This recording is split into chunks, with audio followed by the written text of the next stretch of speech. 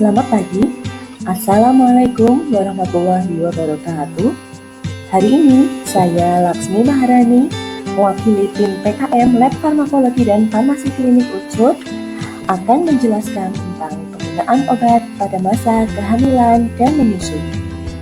Beberapa penyakit populer yang sering terjadi pada masa kehamilan misalnya adalah mual, muntah, anemia, naiknya asam lambung, gangguan tidur, nyeri dan kram, kecemasan, hingga penyakit-penyakit yang cukup berat seperti preeklamsia dan diabetes gestasional.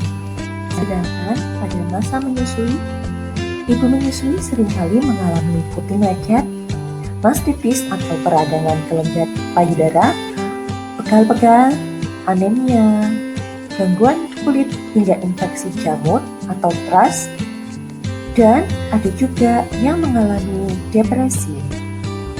Terkadang ibu-ibu seringkali merasa kebingungan untuk mengkonsumsi obat saat hamil atau menyusui. Beberapa hal yang perlu dipertimbangkan dalam mengkonsumsi obat saat hamil atau saat menyusui adalah sebagai berikut. Yang pertama, lihatlah tingkat keparahan penyakit. Jika penyakit terasa ringan, misalnya mual muntah, hal ini bisa diatasi hanya dengan mengkonsumsi minyak jahe atau dengan vitamin B6. Namun, jika penyakit memberat menjadi hiperemesis gravidarum, tentunya hal ini memerlukan pengobatan yang serius. Yang kedua, harus diperhatikan efek pada janin sesuai dengan masa kehamilan. Misalnya, beberapa ibu-ibu seringkali mengalami jerawat yang memburuk saat masa kehamilan. Ibu-ibu perlu memperhatikan apakah krim anti jerawat yang digunakan mengandung isoprene atau tidak, karena senyawa ini bisa berpengaruh buruk terhadap pembentukan bayi.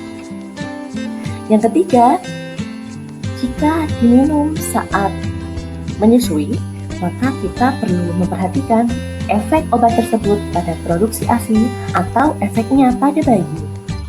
Misalnya, beberapa obat pegal seperti aspirin akan berpengaruh kepada bayi, yaitu menyebabkan gangguan trombosit atau gangguan yang disebut dengan sindrom Reye. Lalu, bagaimanakah cara menggunakan obat dengan tepat saat kehamilan dan menyusui? Berikut kami rangkumkan program DA-Care untuk panduan obat saat masa kehamilan dan menyusui. Yang pertama, DA. Dapatkan dari tempat yang terpercaya. Dapatkan obat hanya di apotek, karena apoteker akan membantu Anda mengenali obat yang aman dan tidak aman bagi kondisi Anda. Jangan lupa lakukan konsultasi obat pada apoteker dengan menyampaikan bahwa Anda sedang mengalami kehamilan atau menyusui untuk mengetahui obat yang tepat. Yang kedua, kenali obat-obatan yang umum digunakan masyarakat namun berisiko bagi masa kehamilan dan menyusui. Pada masa kehamilan, obat-obat digolongkan menjadi beberapa kategori saat digunakan pada wanita hamil. Kategori A adalah kategori yang paling aman digunakan untuk kehamilan. Obat-obatan di kategori B masih mempunyai resiko namun dianggap cukup aman untuk digunakan pada masa kehamilan.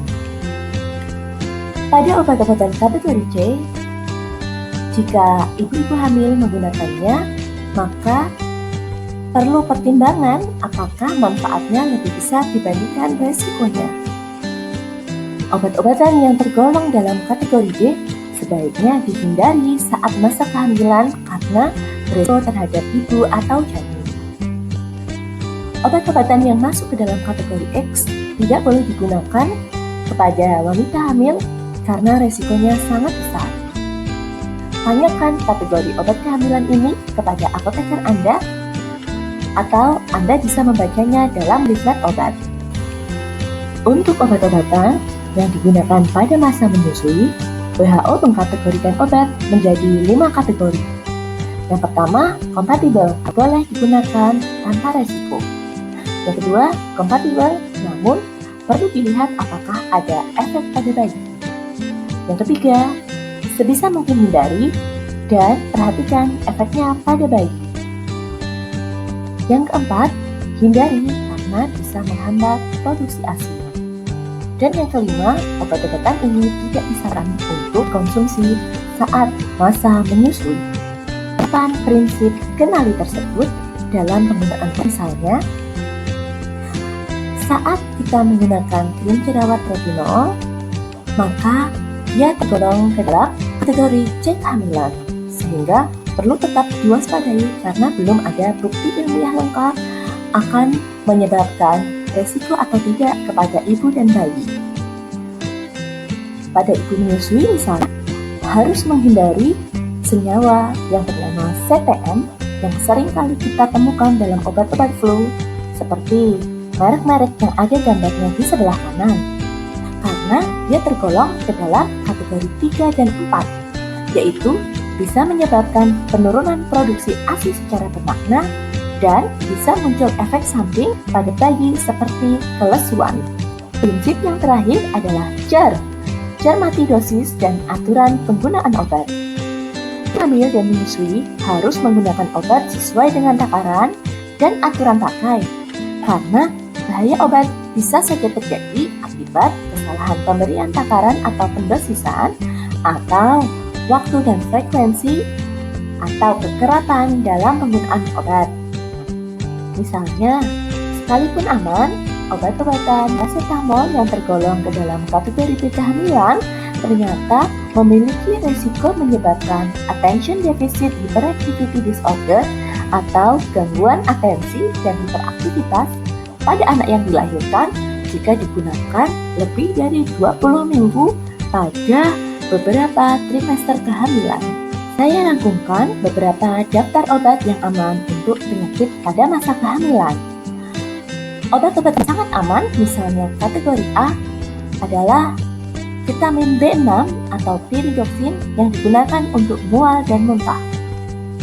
Beberapa obat yang masuk ke dalam kategori B atau cukup aman dan bisa didapatkan tanpa resep, misalnya adalah paracetamol dalam dosis yang normal untuk digunakan ibu hamil saat mengalami demam, nyeri atau pegal. Yang kedua, difenhidramine atau dimenhydrin untuk pilek, alergi, dan mabuk perjalanan. Beberapa obat dalam kategori B yang harus didapatkan dengan pemeriksaan dan resep, misalnya adalah ranitidin untuk MAH, metildota untuk hipertensi, loratadin untuk alergi, clotrimazole krim vaginal untuk infeksi jamur atau keputihan infeksi saat masa kehamilan, dan penggunaan antibiotik amoksisilin saat terjadi infeksi saat masa kehamilan.